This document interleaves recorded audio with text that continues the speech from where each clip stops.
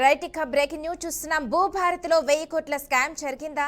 తవ్వే కొద్దీ భూభారతి అక్రమాలు వెలుగు చూస్తున్నాయా? జిల్లాల్లో 70 కోట్ల స్కామ్ జరిగిందా? ఈ ప్రశ్నలకు అవుననే సమాధానాలు వినిపిస్తున్నాయి.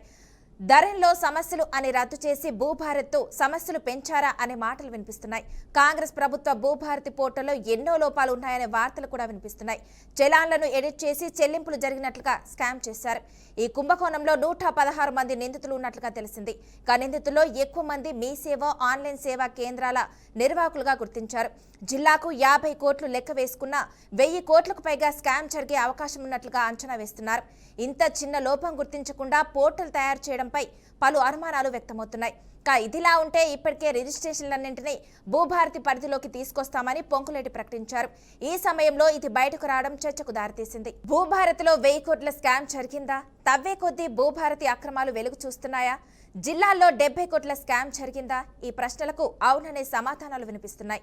ధోరణిలో సమస్యలు అని రద్దు చేసి భూభారత్తో సమస్యలు పెంచారా అనే మాటలు వినిపిస్తున్నాయి. కాంగ్రెస్ ప్రభుత్వ భూభారతి పోర్టల్లో ఎన్నో లోపాలు ఉన్నాయనే వార్తలు కూడా వినిపిస్తున్నాయి. చలాన్లను ఎడిట్ చేసి చెల్లింపులు జరిగినట్లుగా స్కామ్ చేశారు. ఈ కుంభకోణంలో 116 మంది నిందితులుగా ఉన్నట్లు తెలిసింది. నిందితుల్లో ఎక్కువ మీ సేవ ఆన్లైన్ సేవా కేంద్రాల నిర్వాహకులుగా గుర్తించారు. జిల్లాకు 50 కోట్ల లెక్క వేసుకున్న 1000 కోట్లకు పైగా స్కామ్ జరిగే అవకాశం ఉన్నట్లుగా అంచనా వేస్తున్నారు. ఇంత చిన్న లోపం గుర్తించకుండా పోర్టల్ తయారు చేయడంపై పలు అనుమానాలు వ్యక్తమవుతున్నాయి. ఇదిలా ఉంటే ఇప్పటికే రిజిస్ట్రేషన్లన్నింటినీ భూభారతి పరిధిలోకి తీసుకొస్తామని పొంకులేటి ప్రకటించారు.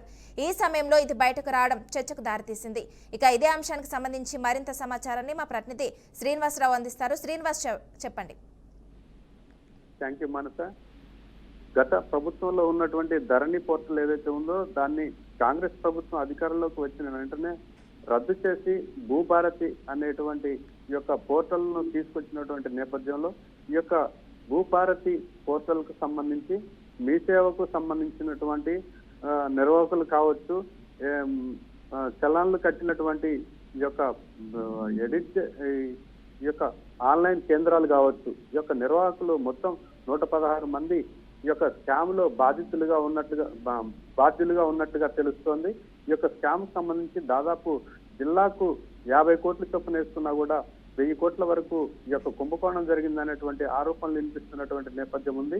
ఈ యొక్క చలాన్లు కావచ్చు చలాన్లను ఎడిట్ చేసి చెల్లింపులు జరిగినట్లుగా కూడా ఈ యొక్క స్కామ్ తెలుస్తుంది. దీంతో మొత్తం 116 మంది బాధ్యులుగా ఉన్నట్లుగా ఈ యొక్క ఆరోపణలు వినిపిస్తున్నటువంటి నేపథ్యంలో ఇలాంటి ఈ యొక్క గత ప్రభుత్వం ఏదైతే ఉందో ధరణిని రద్దు చేసి ఈ యొక్క ప్రభుత్వం అధికారంలోకి వచ్చిన తర్వాత, కాంగ్రెస్ పార్టీ అధికారంలోకి వచ్చిన తర్వాత ఈ యొక్క కుంభకోణానికి పాల్పడింది అనేటువంటి ఆరోపణలు కూడా వినిపిస్తున్నటువంటి నేపథ్యం ఉంది. అంటే ఇక్కడి నుంచి ఈ భూభారతిని ఎలా నడుపుతారు అనేది కూడా ప్రజల్లో రైతుల్లో ఆందోళన కలిగిస్తున్నటువంటి నేపథ్యం కూడా ఉంది మానస.